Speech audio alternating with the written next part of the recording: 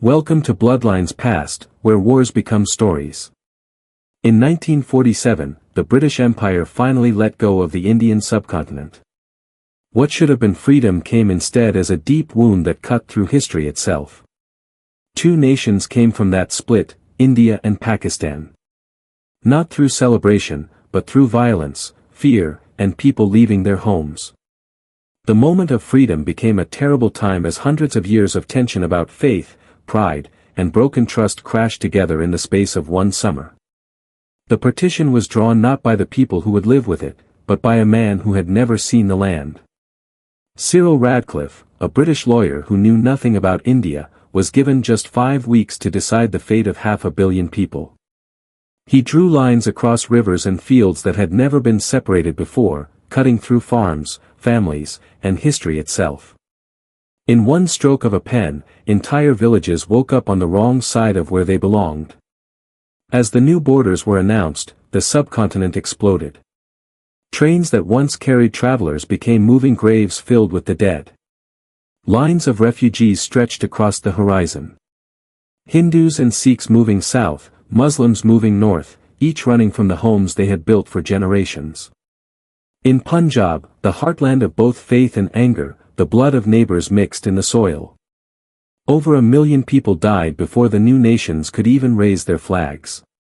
Out of this chaos, two fears were born. In India, the fear that its new non-religious republic might break apart before it could stand. In Pakistan, the fear that its weak promise of a Muslim homeland might disappear under India's shadow.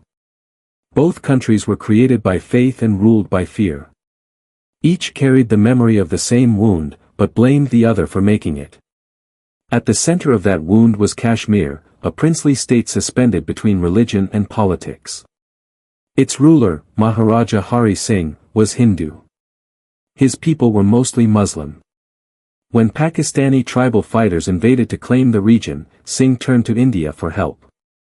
In exchange for protection, he signed the paper formally joining India. The First India-Pakistan War began before the ink had dried. The fighting in Kashmir was brutal and messy. Neither side expected the other to move so quickly, and neither had the strength to stop once the killing began. Villages changed hands almost daily. The Himalayan passes froze over, trapping soldiers in snow and silence. It wasn't strategy that decided survival. It was luck. By 1949, both nations were exhausted. A United Nations ceasefire stopped the bloodshed, creating a temporary border that divided the region between Indian-controlled Jammu and Kashmir and Pakistani-held territories of Gilgit-Baltistan and Azad Kashmir. The world called it a line of control. For the people who lived there, it was a line through their lives. That border did not heal the wound. It merely divided the scar. For years, the two nations lived in uneasy peace. They traded accusations, tested weapons, and built their armies with foreign help. On maps, they appeared as separate states.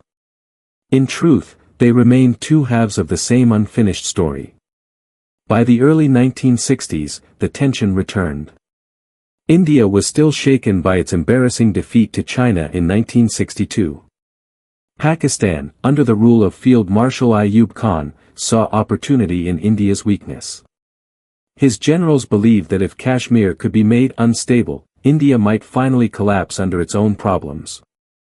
It was a dangerous dream, but one that would soon define the next great war. The stage was set once more. The same valleys and rivers that had run red in 1947 would soon echo with gunfire again. The partition's ghosts had not disappeared. They had merely changed their uniforms. And the year 1965 would prove that history in South Asia never ends. It only waits.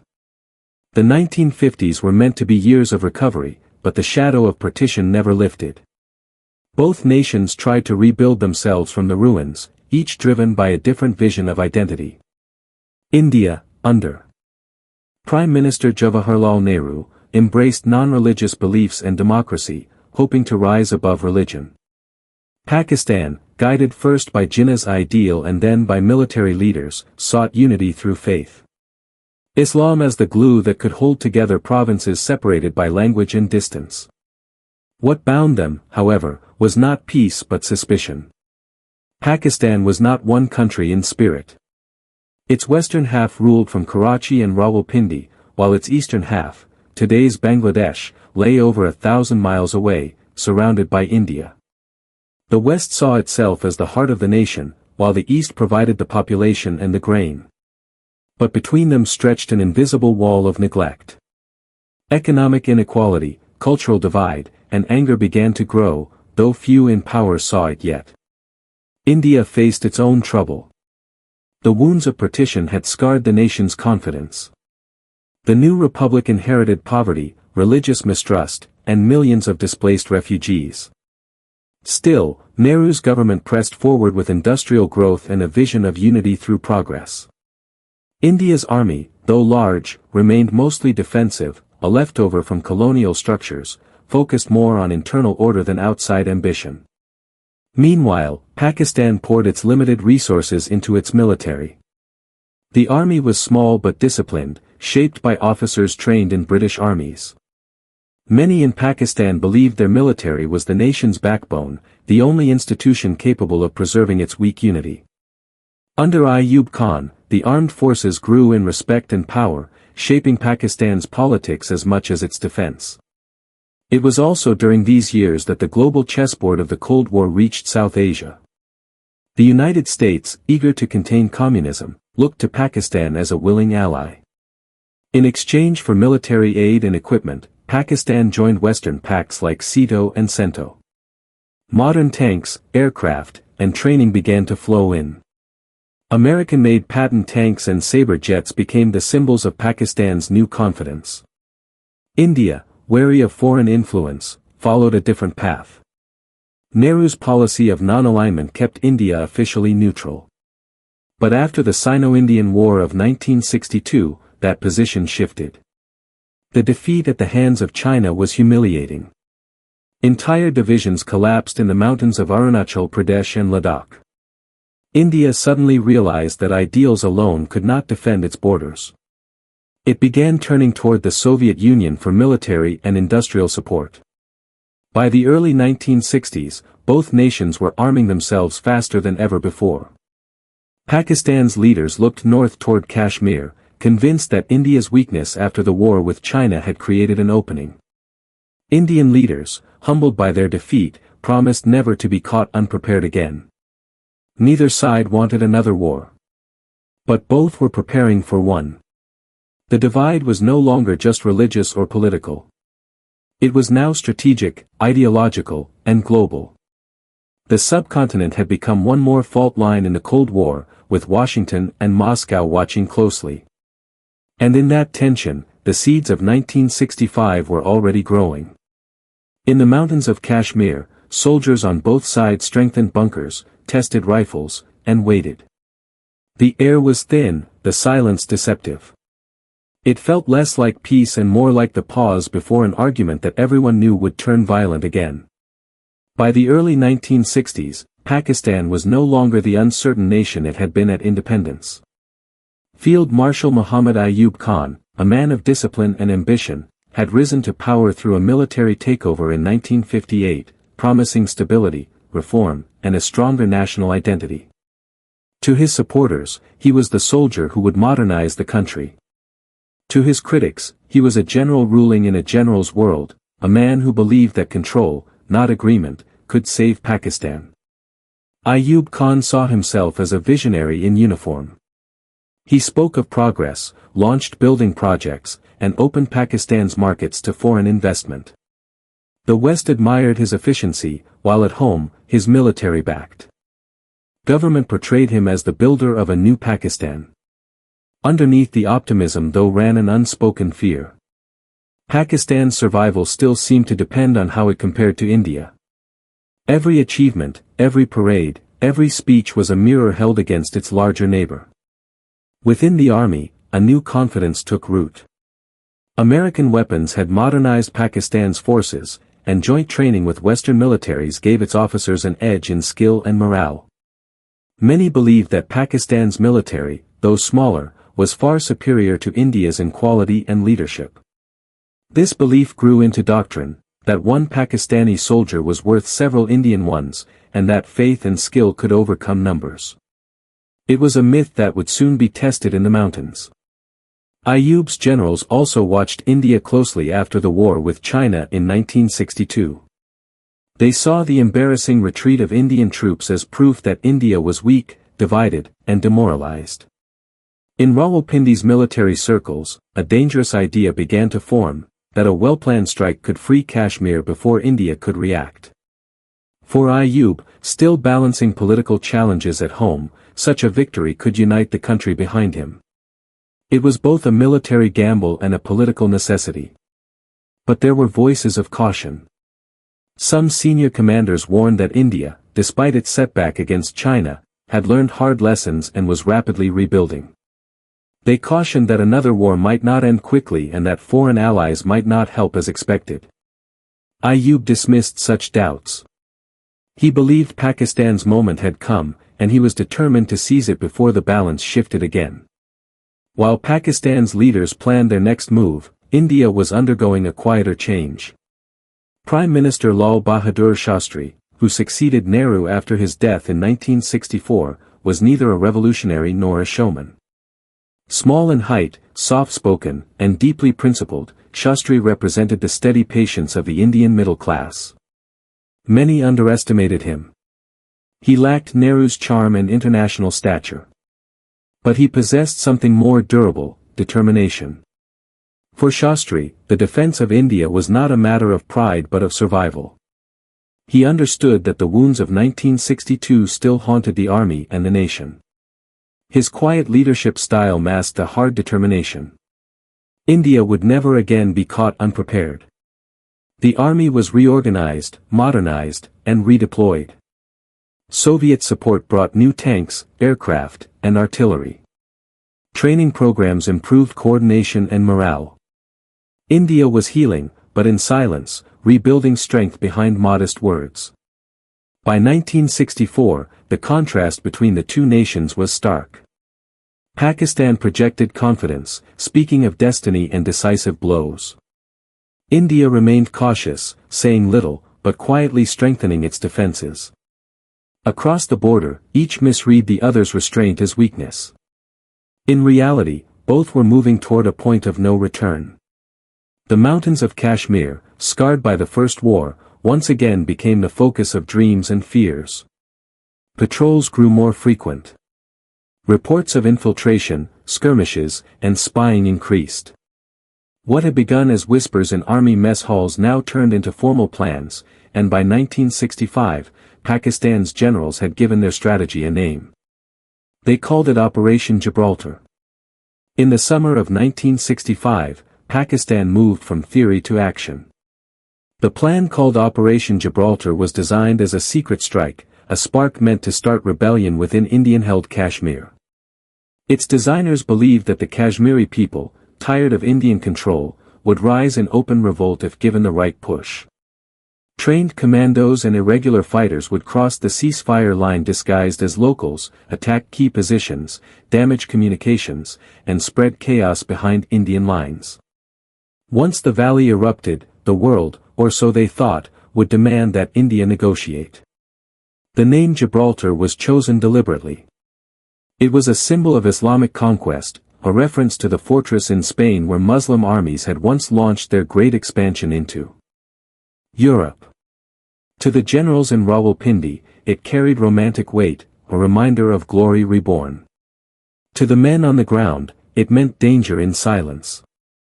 Thousands of infiltrators were sent across the border in small groups, carrying supplies and rifles wrapped in cloth to avoid noise. They were told they would be greeted as liberators. They expected cheers.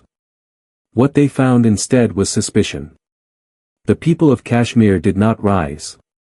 For many, the infiltrators looked and spoke differently. Their accents, their weapons, even their discipline betrayed that they were outsiders. Some villagers reported them to Indian patrols. Others simply fled. The uprising that Pakistan had counted on never came.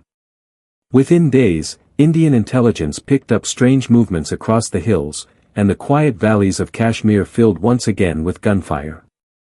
Indian forces reacted quickly. Mountain units already stationed in the region moved to stop the infiltrators. Patrols combed the forests of Kargil, Uri, and Punch, cutting off escape routes and surrounding small groups of Pakistani commandos. What began as a secret mission became an open battle. The skirmishes grew bloodier with each passing day, and by late August, India had realized that the infiltration was not an isolated incident. It was a state-sponsored operation. For Pakistan, this was not how the plan was meant to unfold. Operation Gibraltar had been designed to stay in the shadows, to win through subversion, not confrontation. But now, with Indian troops advancing and the element of surprise lost, Ayub Khan faced a choice: withdraw and admit failure, or escalate. His generals pressed for the latter.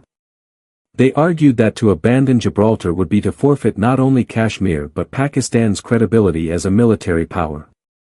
As fighting intensified, artillery thundered across the ceasefire line. The mountains of Kashmir, green and silent in spring, now echoed with the dull roar of mortars and machine guns. Indian forces crossed small sections of the line in pursuit, capturing forward positions and supply caches. Both sides accused each other of aggression. Both claimed self-defense. For the soldiers on the ground, there was no politics, only survival. The terrain was unforgiving: jagged ridges, icy rivers, and sudden ambushes in fog-thick valleys.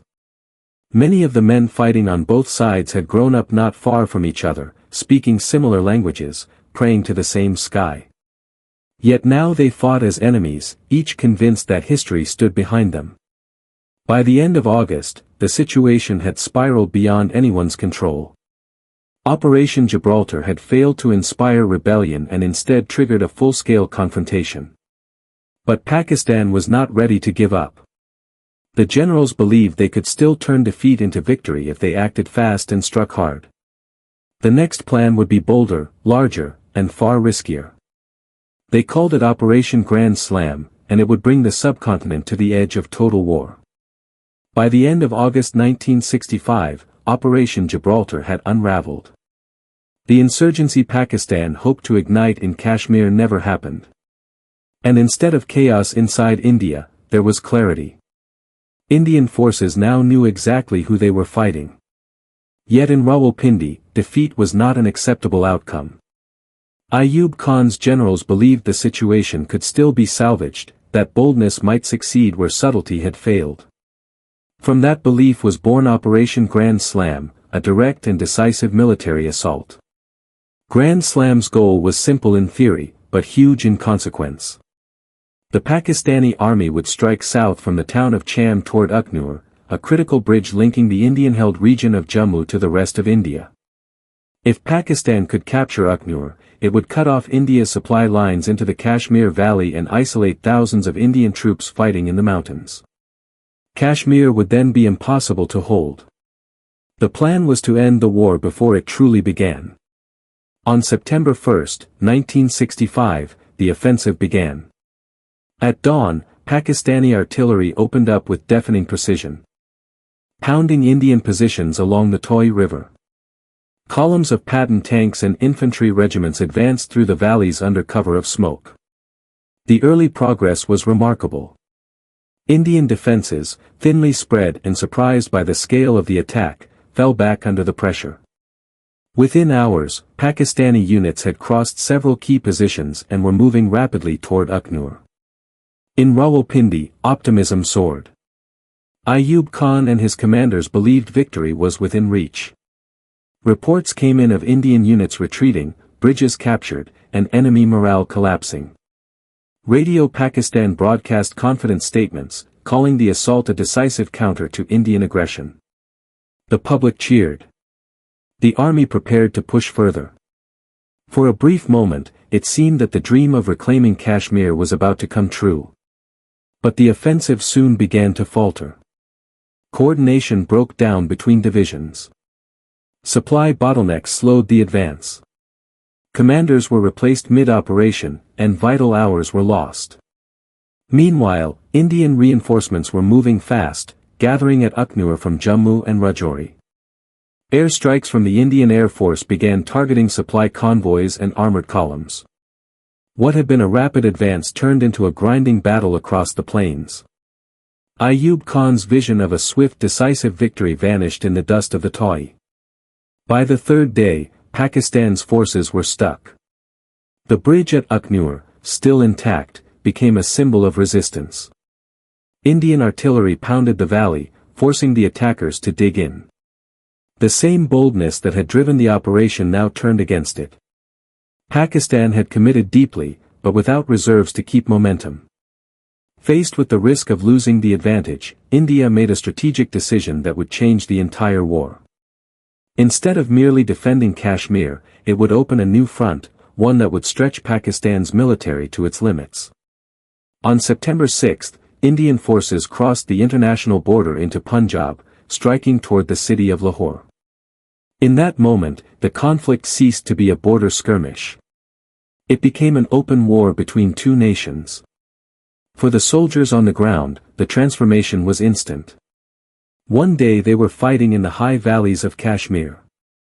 The next they were charging through wheat fields and canals under air raids. Civilians fled as artillery shells thundered over farmlands. The war that had begun in secrecy had erupted in full daylight, and neither side could turn back. Pakistan had gambled everything on Grand Slam. It had failed to deliver the knockout blow, and now India was striking deep into its heartland. The war that Ayub Khan had hoped would unite the country under triumph was about to test its unity in fire. The summer of 1965 would now become a season of total war, fought not just for territory but for pride, identity, and the fragile idea of nationhood itself. At dawn on September 6, 1965, India launched its counterstrike. The plan was bold, to strike directly into Pakistan's Punjab, the nation's heartland, and force Ayub Khan to move his forces from Kashmir.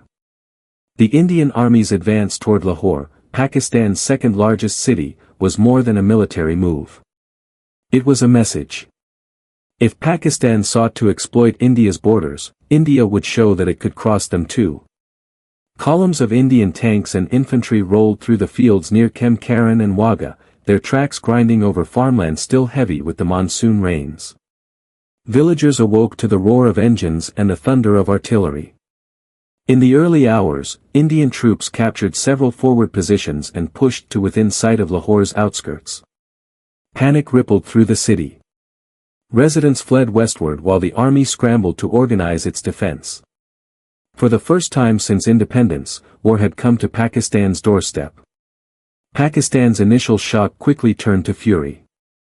Counterattacks began almost immediately. The 11th Infantry Division and 1st Armored Division were rushed to the front, supported by airstrikes from F-86 Sabres and F-104 Starfighters. The skies over Lahore turned into a deadly theater as Indian hawker hunters and Nats clashed with Pakistani fighters in dogfights that screamed overhead. On the ground, the canal-lined approaches to the city became killing zones. Bridges were blown up, fields flooded, and both sides fought for every inch of earth. In Delhi, Prime Minister Lal Bahadur Shastri addressed the nation. His voice, calm but firm, echoed across radios from Bombay to Kolkata. Force will be met with force. Aggression will not be tolerated.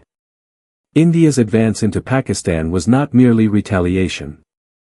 It was a statement that the country would no longer absorb blows in silence. Yet behind the confidence lay uncertainty. No one knew how far this war would spread or how long it would last. The fighting around Lahore was fierce and personal. The city's defenses were manned not only by soldiers but also by local volunteers and police units. Pakistani troops defending their homeland fought with desperate courage. Indian units pressed forward under relentless fire, capturing key villages like Barki and Dograi in brutal close-quarters combat. In some places, soldiers from both sides battled with bayonets in trenches filled with water and smoke. By the end of the first week, the fields of Punjab were scorched and littered with wreckage. Despite India's initial momentum, progress slowed. The resistance was heavier than expected, and the terrain, crisscrossed with canals and dikes, favored the defenders. Pakistani artillery batteries zeroed in on the Indian columns, halting advances and inflicting heavy casualties. For India, holding ground became as difficult as taking it. For Pakistan, every meter saved was a symbol of defiance. The war was no longer confined to the border. Lahore's skyline glowed orange at night as explosions echoed from its suburbs. Families huddled in basements as sirens wailed. Schools became hospitals. The sound of air raid sirens replaced the call to prayer. It was a war fought not just by armies but by civilians whose lives were rewritten overnight. In Rawalpindi, Ayub Khan portrayed the defense of Lahore as a national triumph, proof that Pakistan had met India's invasion head-on and held firm. In Delhi, Shastri's government emphasized Indian gains in Kashmir and Punjab, portraying the campaign as a measured response. Both nations crafted their own versions of victory even as the toll climbed on both sides. By mid-September, neither India nor Pakistan had achieved a decisive breakthrough. The front lines in Punjab stabilized, but the fighting remained savage. Dozens of villages were flattened, thousands displaced, and hundreds of soldiers killed each day. What had begun as a localized operation in Kashmir had become a full-scale war across 1,000 miles of front. The road to Lahore had not broken Pakistan. It had hardened it. And as both nations dug in for what looked like a prolonged conflict, another front was about to ignite, one that would produce one of the largest armored clashes since World War II. The battlefield would shift south to the plains of Kemkaran, where the earth itself would shake under the weight of steel. As the battle for Lahore raged, another confrontation was forming just south of the city near the small Punjabi village of Asal-Uttar, meaning, real answer. What unfolded there between September 8 and 10, 1965, would become one of the largest tank battles in modern history, a clash that would determine the balance of the entire war. The Pakistani army, seeking to regain the initiative after India's thrust toward Lahore, launched a massive counteroffensive toward the town of Kemkaran. The spearhead of this assault was Pakistan's 1st Armored Division, equipped with the formidable M48 Patton tank supplied by the United States. Sleek, powerful, and technologically superior, they were believed to be invincible against India's older British-made Sherman and Centurion tanks. The objective was clear: to break through Indian lines, capture Kemkaran, and push deep into Indian Punjab. At first, the offensive moved fast. Pakistani armor rolled through the open countryside, cutting across the wet fields left behind by the monsoon. The ground trembled as hundreds of tanks advanced in formation, supported by infantry and artillery fire. Indian positions fell back under pressure, and Kemkaran briefly appeared vulnerable. For a moment, it seemed as if Pakistan might achieve the breakthrough it had been seeking since the start of the war. But the Indian commanders, anticipating the attack, had chosen their ground carefully. The area around Asal-Uttar was low and marshy, crisscrossed by irrigation canals. Under the cover of night, Indian engineers had deliberately flooded parts of the battlefield, turning the flat terrain into a muddy trap.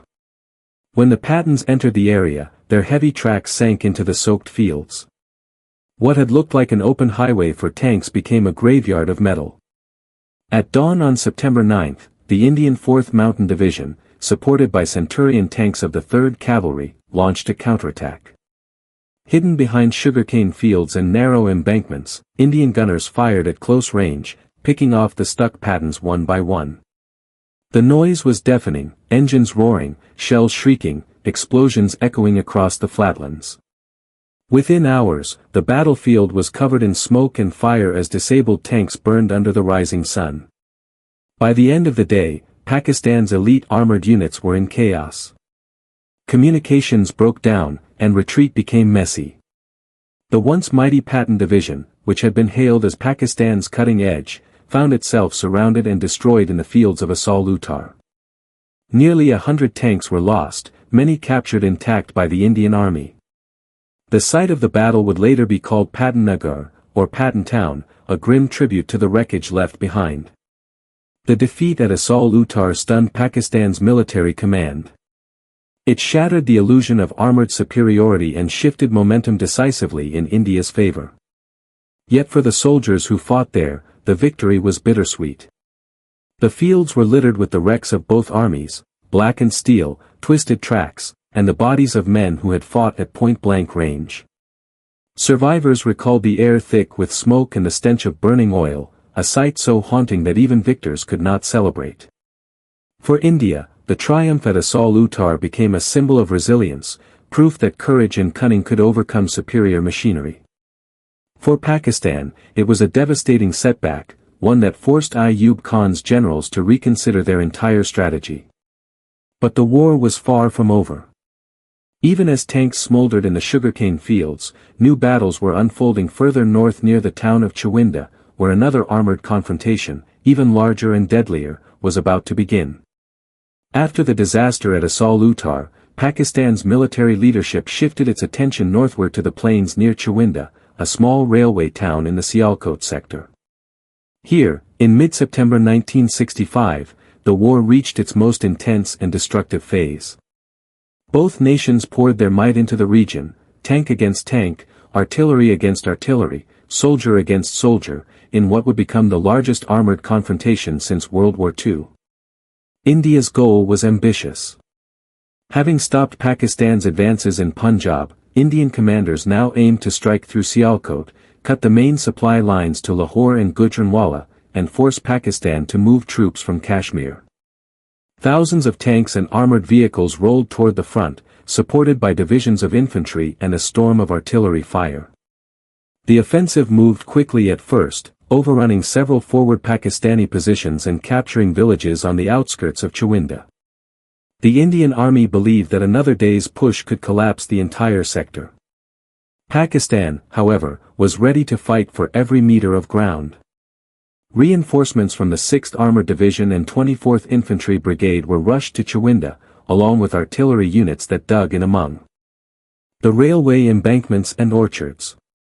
Pakistani tanks, Pattons, Chafees, and Shermans, lined up across the defensive perimeter, camouflaged under netting and trees. When the Indian spearhead advanced on September 16, it ran straight into a wall of fire. The battle was relentless. For days, the countryside around Chawinda turned into a furnace of steel and dust. Tank shells screamed across the plains, tearing through fields and villages. The ground shook with constant explosions. Soldiers fought at ranges so close they could see the faces of their enemies through the smoke. Between attacks, both sides raced to recover disabled tanks under cover of night, towing them away for repair before the next morning's bombardment. By the third day, casualties on both sides were staggering. Entire battalions vanished under concentrated artillery fire. The villages of Philora, Wazirwali, and Butter Dograndi became landmarks of devastation, flattened, scorched, unrecognizable. The air smelled of gunpowder and diesel, and the sky remained gray even at noon. Yet neither side yielded. Indian troops pushed hard, convinced that a decisive victory here could end the war. Pakistani defenders, fighting on home soil, refused to give an inch. As the battle dragged on, it became clear that neither army could deliver the knockout blow. Both had reached the limits of endurance. Ammunition was running low, fuel lines were strained, and hospitals near Sialkot overflowed with the wounded. By September 20, the Indian advance stalled. Orders came down to consolidate positions rather than push further. Pakistani counterattacks regained some ground, but the cost was unbearable. When the guns finally fell silent a few days later, Chawinda was no longer a town. It was a wasteland of twisted metal and broken lives. Over 400 tanks lay destroyed or abandoned across the battlefield, scattered among the ruins like relics of some mechanical apocalypse. Neither India nor Pakistan claimed full victory. Yet both would remember Chawinda as proof of their endurance and sacrifice. For the men who survived, the memory would never fade. They spoke of days without sleep, of the horizon glowing red from burning vehicles, of the ground so hot it scorched their boots. It was not strategy or politics that defined Chawinda. It was the sheer grinding brutality of modern war. By late September, both armies were bloodied and exhausted. The war that had begun with infiltration in the mountains had now consumed the plains, the skies, and the hearts of two nations. And as diplomats abroad began calling for a ceasefire, the soldiers in Sialkot and Lahore braced for whatever came next, peace or another day of fire. While the tank battles of Punjab drew most of the world's attention, another war raged above and beyond the land, in the skies and across the seas. The 1965 conflict was the first real test of the Indian and Pakistani air forces. And for nearly 3 weeks, the blue sky itself became another battlefield. Pilots from both sides fought in duels that lasted seconds but decided the fate of armies below. The Pakistan Air Force, PAF, entered the war with confidence in modern equipment. Its fleet included American-made F-86 Sabres and the supersonic F-104 starfighters, sleek, fast, and deadly. Their pilots were highly trained, many educated in Western armies. The PAF's early strikes were aggressive and precise. On September 1, Pakistani aircraft attacked Indian positions in Kashmir to support Operation Grand Slam, destroying supply convoys and ground positions. In the first few days, Pakistan claimed aerial superiority and broadcast triumphant news across the nation. But India's response came swiftly. The Indian Air Force, IAF, though equipped with older vampires, gnats, and hawker hunters, was larger, better spread out, and more experienced in close air support. Its pilots flew multiple missions daily, targeting fuel depots, supply lines, and forward air bases in Pakistan. Indian hunters struck at Surgodha, Pakistan's main air base, in one of the war's most daring raids. The attack damaged aircraft on the ground and proved that Pakistan's airspace was not untouchable. Dogfights erupted daily. In the skies over Lahore, Amritsar, and Pathankot, silver streaks of jet fighters tore across the clouds, leaving trails of black smoke and fire. Pilots often fought within sight of the battlefields below, diving low to attack tanks or drop bombs near advancing troops. The radio chatter was brief, the fights brutal. Seconds of maneuvering before one aircraft turned into flame. In less than a month, both sides lost dozens of planes and many of their best pilots.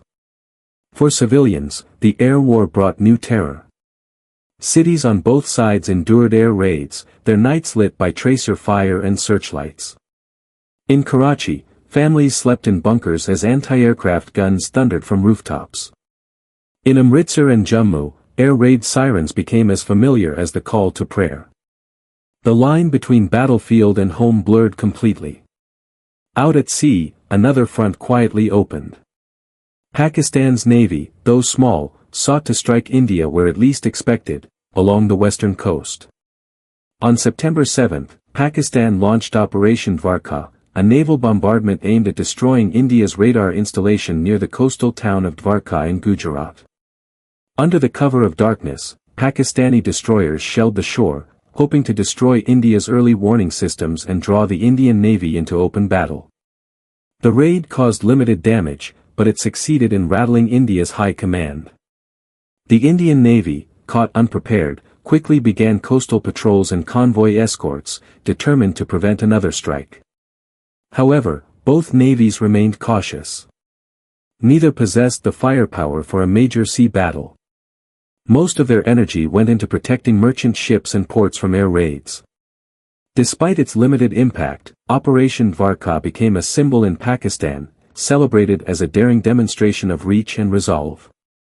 In India, it served as a wake-up call, a reminder that the war could extend beyond the land borders and that the nation's defenses had to adapt to a new kind of modern conflict. By mid-September, all three domains, land, air, and sea, were locked in struggle. Yet neither side gained a decisive edge. Every victory was matched by a counterstrike, every advance by a setback. For all the fire and fury, the lines on the map remained almost unchanged. The war was beginning to consume resources faster than either nation could sustain, and both economies were starting to strain under its weight. As the skies over Punjab glowed with burning aircraft and the seas calmed after fleeting engagements, the diplomats in New York and Moscow grew restless. The world was watching two young nations tear each other apart and feared that if the fighting did not stop soon, it might drag the Cold War with it. But on the ground, among the soldiers and civilians, there was no talk of peace yet. The front lines were still alive, and every sunrise promised another day of noise, smoke, and uncertainty. While Punjab burned and the skies screamed with dogfights, the war's northern front, the jagged ridges of Jammu and Kashmir, became a theater of endurance rather than speed. Here, soldiers fought not for miles but for meters, in landscapes where a wrong step meant a fall into the abyss. The Himalayan valleys echoed with gunfire that rolled like thunder across the peaks, mingling with the whistle of cold wind and the roar of distant artillery. The terrain was brutal, even without war. Roads were narrow and winding, often washed away by the monsoon. Supplies had to be carried by mule or by hand, and visibility could vanish within minutes as fog rolled in from the mountains. Soldiers lived in trenches carved into frozen soil, their boots soaked, their breath clouding the air. In these conditions, exhaustion killed almost as many men as bullets did. Here, small skirmishes carried enormous importance. Patrols fought for isolated ridges and outposts, names unknown to the outside world but sacred to those who held them. Hajipir Pass, Tithwal, and Punch became the key battlegrounds, narrow trails and icy passes where control shifted back and forth in fierce hand-to-hand fighting. At Hajipir, Indian forces launched a daring mountain assault, climbing through rain and mud to seize the pass from entrenched Pakistani troops. The capture gave India a strategic edge, allowing better access between sectors and a morale boost after weeks of hard fighting. For the men who fought there, victory brought little joy. The dead were often buried where they fell, wrapped in their coats under the flicker of kerosene lamps. Both armies treated the terrain like a living enemy, one that swallowed bodies and broke machines. The war in the mountains was fought less with grand moves and more with persistence, hunger, and pain. Across the line in Pakistani-held territory, soldiers endured the same misery. Many were local recruits familiar with the valleys, but not with the scale of the battle now raging through them. They dug trenches in the rocky slopes, surviving on minimal rations and cold water, their rifles rusting from the damp. In the thin air, every breath was an effort.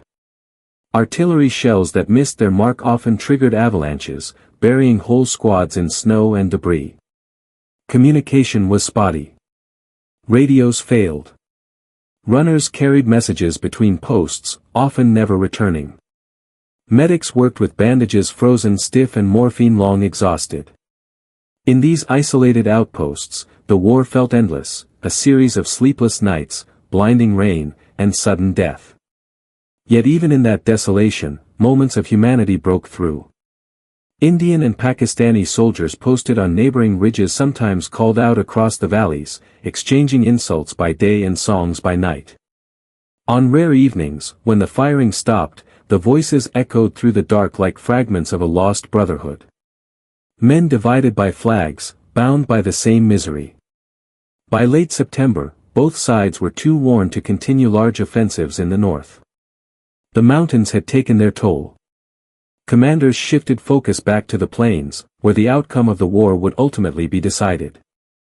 Still, the soldiers in Kashmir held their ground to the last, unaware that the diplomats thousands of miles away were already drafting resolutions to end the fight. For them, the war was not about maps or politics. It was about survival, about holding a frozen ridge through another night, about not being the one who fell asleep first under enemy fire. And in that raw endurance lay the truest measure of their courage. The generals would remember strategy. The politicians would remember negotiations. But the men in the mountains, they would remember the silence that followed the gunfire and how it felt colder than the snow itself. While the west roared with the sound of tanks and artillery, East Pakistan, separated from the western wing by more than 1,000 miles of Indian territory, remained eerily quiet. For all the fire and fury in Punjab and Kashmir, the war here was a whisper, a shadow of what might have been. Yet this silence revealed just as much about Pakistan's fragile identity as the battles themselves. Geographically, East Pakistan was an island of vulnerability. Surrounded by India on 3 sides and the Bay of Bengal on the 4th, it was impossible to defend if India launched a full-scale invasion. The military establishment in Rawalpindi knew this, and so did the people who lived there. Most of Pakistan's forces, equipment, and attention were concentrated in the west, leaving only a handful of battalions and aircraft to guard the east. On paper, it was a front. In reality, it was a symbol of neglect, of imbalance, and of the growing distance between the two halves of the same country. When war broke out in the west, fear spread quickly across Dhaka and Chittagong. Civilians stocked up on rice and salt, bracing for air raids that never came. The Indian Air Force carried out a few reconnaissance missions, and there were minor border clashes along the Sylhet and Jessore sectors, but no major offensive. India had made a calculated decision. The battle for East Pakistan would wait. The government in Delhi understood that any invasion here would not only stretch its resources thin but also risk international condemnation for escalation. And yet India did not remain idle. Its forces in the east kept pressure through constant patrols and fake attacks, forcing Pakistan to move troops that might have been sent west. Indian intelligence also watched closely, noting signs of internal unrest. Beneath the calm surface, resentment was growing among the Bengalis of East Pakistan, resentment against a government that ruled them from afar, spoke a different language, and fought wars they never asked for. For the people of East Pakistan, 1965 was a year of realization. They saw the West's priorities laid bare. Their land was undefended, their voices unheard, their sacrifices unacknowledged. As bombs fell hundreds of miles away in Lahore and Sialkot, the Bengalis in Dhaka asked quietly what kind of nation they truly belonged to. The answer, though unspoken, would come 6 years later in blood and independence. For now, the Eastern Front stayed still. The humid air carried rumors instead of gunfire. Newspapers printed victories from the West, but no one in the East believed them. The radio broadcasts from Rawalpindi sounded distant, almost foreign. It was a war fought by others for a cause that no longer felt their own. By late September, as ceasefire talks began, the people of East Pakistan were left with the same uneasy silence they had known since the first day. The war had passed them by, but the lesson it left behind was permanent. A nation divided by geography could not remain united by faith alone. The guns might have stayed silent here, but a different kind of fire had been lit, one that would burn for years until it finally consumed the country from within. By mid-September 1965, the world could no longer ignore what was unfolding on the Indian subcontinent. What had begun as a border conflict over Kashmir was now a full-scale war between two young nations, both armed, both furious, and both backed by rival powers in the Cold War. The fear was no longer just about India and Pakistan. It was about what their war might unleash across the world. From Washington to Moscow, diplomats scrambled to contain the crisis. The United States, long a supporter of Pakistan through alliances like SEATO and CENTO, found itself in an uncomfortable position. It had supplied Pakistan with modern tanks and aircraft meant for the defense of the free world, not for a regional war. When those same patent tanks began rolling across the Punjab plains, Washington froze military aid to both countries, hoping to force an end to the fighting. But the damage was done. Pakistan, feeling betrayed by its closest ally, began to look elsewhere for support, toward China. The Soviet Union, meanwhile, saw opportunity. India, humiliated by its defeat to China in 1962, had since drawn closer to Moscow. Soviet advisors and technicians were already helping modernize India's military. And as the war raged, the Kremlin began positioning itself as the mediator who could deliver peace without Western interference. It was the first sign of a partnership that would define India's strategic future. The United Nations stepped in quickly but with limited power. Early in the conflict, the Security Council passed Resolution 209 calling for both sides to stop hostilities. When that failed, further resolutions 210 and 211 repeated the demand, but neither India nor Pakistan listened.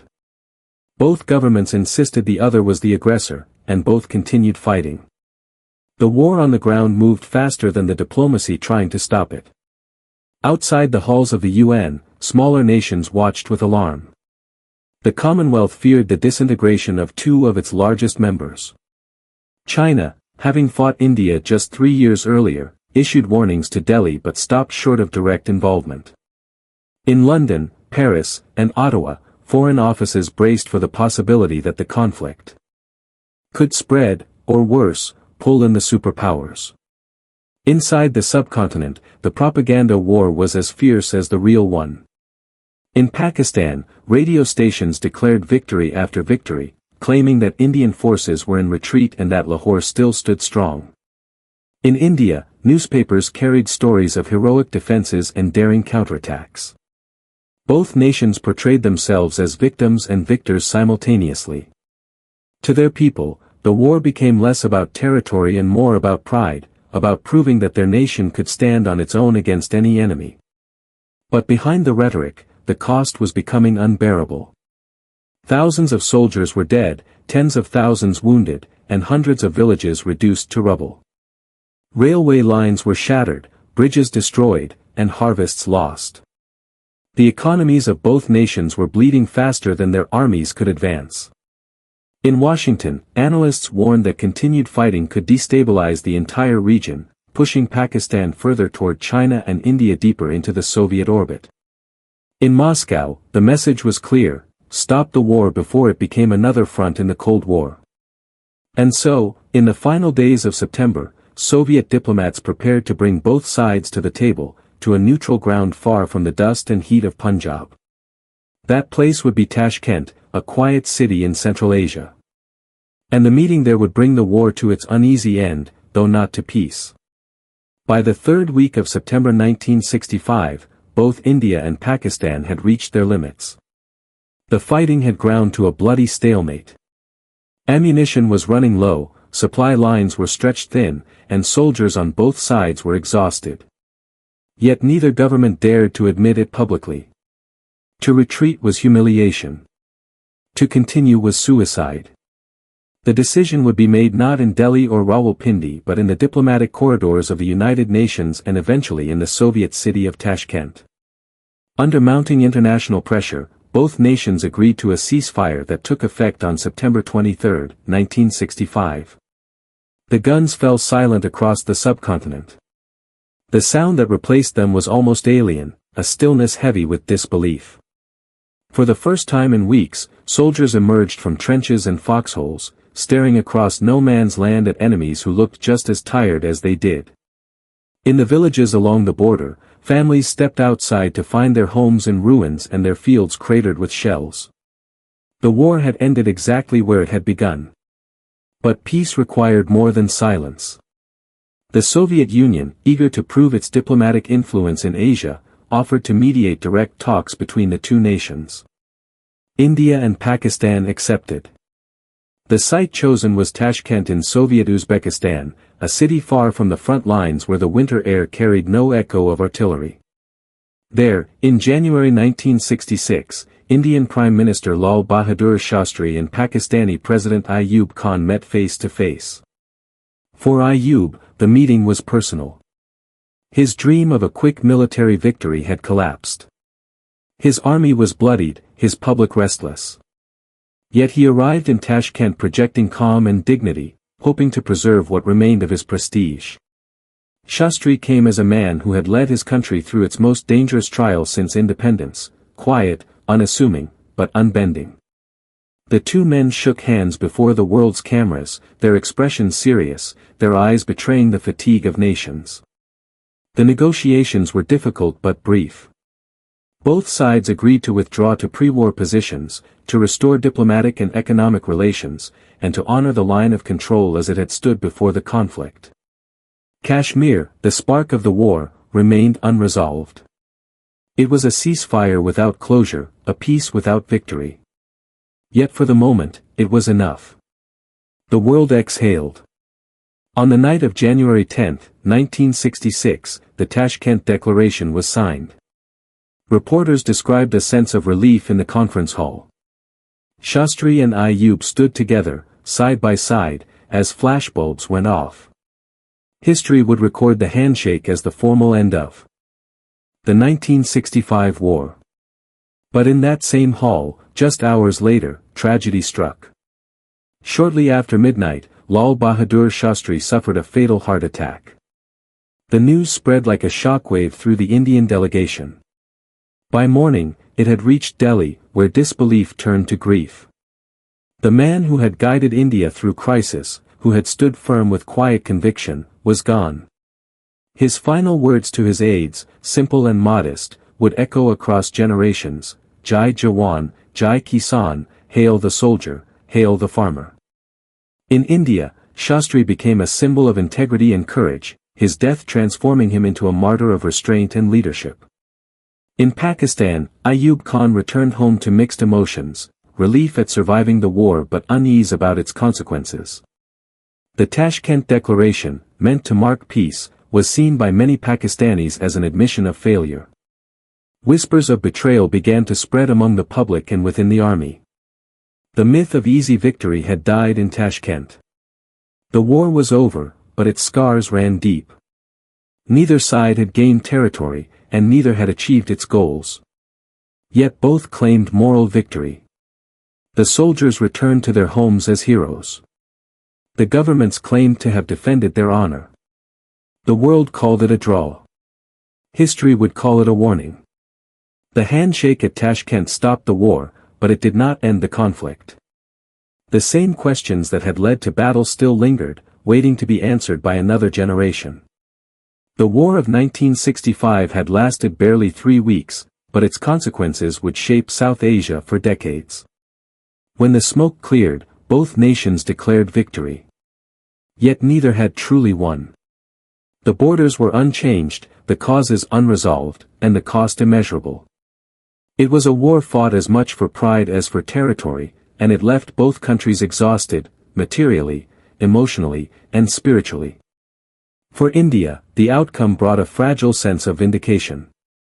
After the humiliation of 1962, the country had faced its second great test and endured.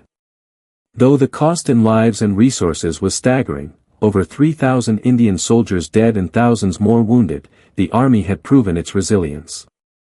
The defense of Punjab and the successes at Asal Uttar and Hajipir restored confidence in India's military and leadership. Factories began to produce at wartime levels, and the government accelerated its modernization programs. For a nation still rebuilding its identity, the war became a symbol of perseverance rather than conquest. In Pakistan, the emotional aftermath was far more complex. The government under Ayub Khan had promised a swift and glorious victory that would liberate Kashmir. Instead, it had found itself fighting for survival. Though Pakistani soldiers had fought bravely, the myth of military invincibility, one Ayub had carefully cultivated, lay shattered. The population, having been fed a steady diet of propaganda throughout the conflict, struggled to reconcile official claims of victory with the stark reality of stalemate. Ayub returned from Tashkent to a nation simmering with unease. The opposition, led by Zulfikar Ali Bhutto, turned the ceasefire into a rallying cry. Bhutto accused the president of betraying the army and the people by surrendering too soon. Protests broke out in major cities, not against India but against Ayub's leadership. The war that was meant to unify Pakistan under his rule instead exposed deep political fractures. Economically, the damage was severe. Both nations had spent vast portions of their limited budgets on weapons and mobilization. Trade routes were disrupted, inflation rose sharply, and foreign reserves dwindled. In Pakistan, the promised American aid that had once fueled its military buildup now dried up. The loss of U.S. support pushed Islamabad closer to China, while India deepened its ties with the Soviet Union, solidifying the rival blocs that would define the next decade of South Asian geopolitics. For ordinary people, the war's end brought little comfort. Border villages were destroyed, farmland scorched, and families displaced. In Punjab, entire communities returned to find their homes reduced to rubble and their cattle gone. In Kashmir, the ceasefire line divided not just territory but families, brothers on opposite sides of a border that seemed permanent now. Yet amid the wreckage, there was a strange calm. Soldiers who had fought on opposite sides sometimes met across the line of control during ceasefire exchanges. They shared cigarettes, stories, and photographs of their families. They laughed at the absurdity of having fought so fiercely for ground neither side would ever truly hold. The war had proven one truth to both nations: they could wound each other deeply, but neither could destroy the other. In the global press, the 1965 conflict faded quickly, overshadowed by the escalation in Vietnam and the ongoing Cold War. But in the subcontinent, its legacy was inescapable. The boundaries remained, but the divide between the two nations had widened into something deeper, an emotional border drawn in memory, fear, and suspicion. For Pakistan, the war became the turning point that set it on the path to crisis. For India, it was the beginning of self-belief. And for both, it was a reminder that the promise of peace could never survive without the courage to face the truth of the past. The guns of 1965 had fallen silent. But their echo still lingered in the speeches of politicians, in the songs of soldiers, and in the silence of widows who waited for men who would never return. When the ceasefire lines hardened into permanence, it became clear that the war of 1965 had changed much more than territory. It had changed the psychology of two nations. In India and Pakistan alike, the war left behind not triumph or defeat, but something far more corrosive: the certainty that the other side could never be trusted again. The hostility that had once been political now became cultural, woven into daily life, language, and identity. In India, the war gave rise to a new kind of nationalism, quiet but confident, shaped less by Nehru's idealism and more by Shastri's simplicity and resolve. The slogan, Jai Jawan, Jai Kisan, Hail the Soldier, Hail the Farmer, echoed across villages and cities alike. It symbolized an India that saw its strength not in ideology but in endurance. Even so, the grief ran deep. Thousands of soldiers returned home wounded, and thousands more never returned at all. Families waited months for word from the front, often receiving only a name on a list. In Punjab, entire communities carried the weight of those losses. The war had proven India's resilience, but it had also exposed how fragile peace could be. For Pakistan, the war was a reckoning. The myth of military superiority, that faith and discipline could compensate for size and numbers, had been shattered. Soldiers had fought with courage, but the promises of victory made by Ayub Khan's regime had turned hollow.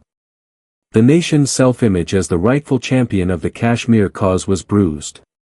Beneath the rhetoric of defiance, a quiet anger brewed, against the government, against the propaganda, and against the illusion that the war had been worth the cost.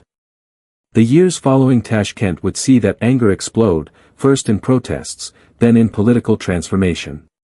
Yet the greatest wound of all lay within Kashmir itself. The war had been fought in its name, but its people had gained nothing. The valley remained divided, half under India, half under Pakistan. Its rivers, villages, and families split by barbed wire and armed patrols. For the farmers who tended the same soil on both sides of the line of control, the war meant nothing but another season lost. For the youth growing up in its shadow, it meant learning to live under the gaze of soldiers and the silence of suspicion.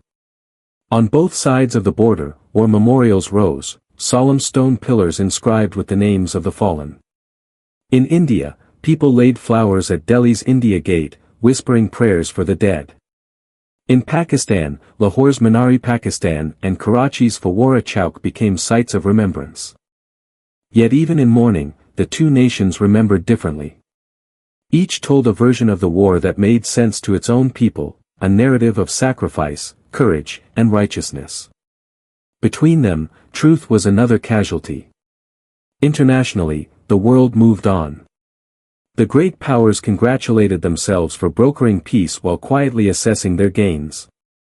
The Soviets had secured India's friendship. The Americans, having lost Pakistan's trust, began to withdraw their focus from South Asia.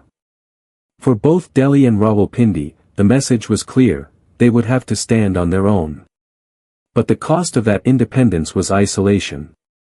In the years after 1965, both nations poured their resources into militarization, building walls instead of bridges. Trade collapsed. Cultural exchanges vanished. Travelers who had once crossed the Wagah border freely now needed special permits, if they could cross at all. What partition had begun, the war had completed. It turned neighbors into strangers. And yet, among those who lived through it, the war was remembered less for strategy and more for its quiet human moments: a letter from the front, a photograph found in a burned-out tank, a child waving at soldiers who never waved back. The war had ended on paper, but in memory it never did. For India and Pakistan, 1965 was not the end of a conflict. It was the beginning of a cycle, a pattern of hope and hostility, ceasefire and silence, that would repeat again and again. The line across Kashmir was supposed to divide land. Instead, it divided time into before and after, into peace and a constant preparation for its loss. The India-Pakistan War of 1965 did not redraw the map of South Asia, but it redrew its history. Every generation since has lived in the shadow of that brief, furious conflict, a war that lasted less than a month but created an era. It set patterns of rivalry, fear, and national identity that neither diplomacy nor progress has yet undone. For India, the war marked the end of innocence.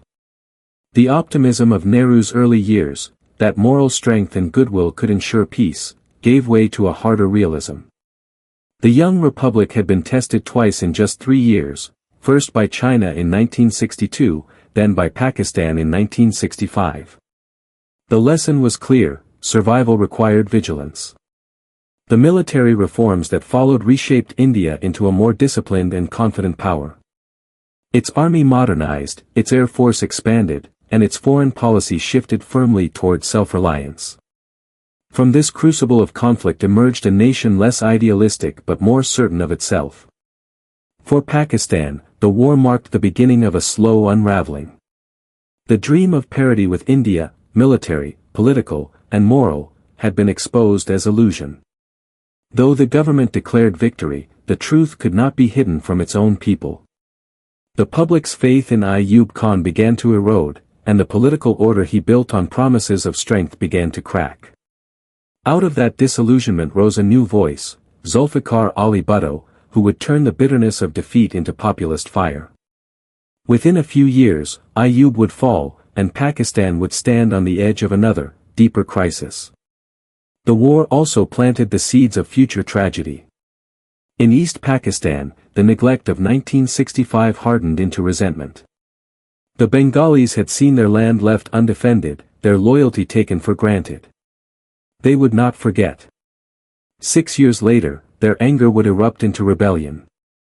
And by 1971, the very country that had gone to war in Kashmir's name would split apart, its eastern half reborn as Bangladesh. The War of 1965 had not only failed to unite Pakistan, it had foretold its division. In Kashmir, the story was the same as it had been in 1947 and as it would be in every decade since. The line of control froze the conflict but not the pain. The valley remained a wound that refused to heal, its beauty haunted by watchtowers and barbed wire. For the world, Kashmir was a dispute.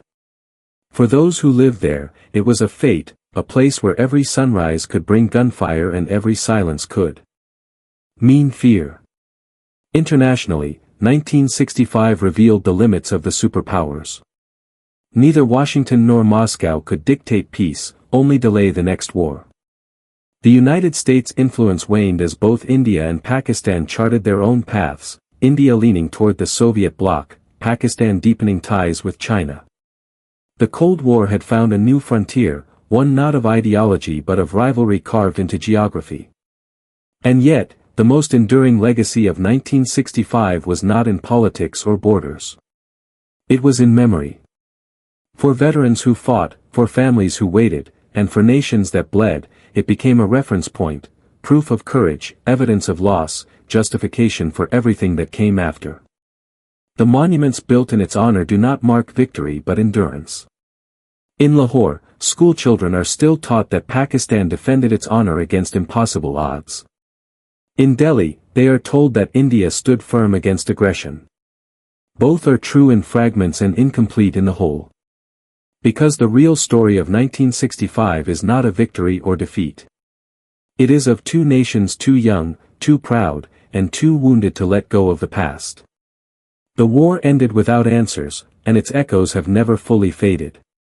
Every time a shot is fired across the line of control, every time a soldier looks through his rifle's scope and sees a flag just like his own, the ghosts of 1965 return, not in history books but in the eyes of those who still live its legacy. Peace came that September, but it was only a pause. The fire that began in the mountains of Kashmir still burns, unseen beneath the soil of both nations. And as long as it does, the war of 1965 will never truly end.